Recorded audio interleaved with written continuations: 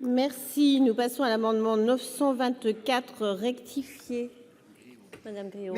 Merci Madame la Présidente. Monsieur le Ministre, lors de sa première interview du 14 juillet, le chef de l'État a assuré que les 2 années de fin de mandat seront consacrées à la relance et à l'emploi.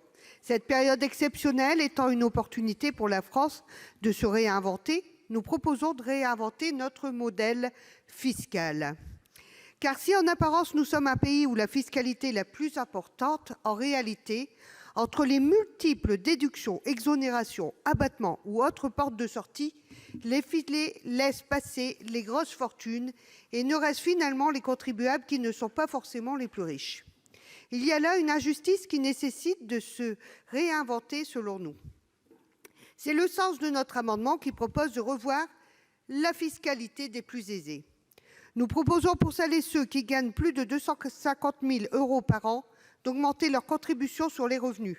Actuellement, une contribution exceptionnelle de 3 % des revenus est prélevée. Nous proposons de la faire passer de 3 % à 8 %. De la même manière, celles et ceux qui ont la chance de gagner plus de 500 000 € par an doivent s'acquitter actuellement d'une contribution exceptionnelle de 4 %.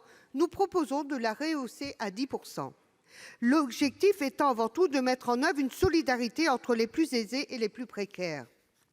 La crise sanitaire a démontré la nécessité d'un système de protection sociale de qualité. Il convient par conséquent de taxer les revenus les plus importants pour financer les politiques publiques en faveur de la relance économique, sociale et écologique.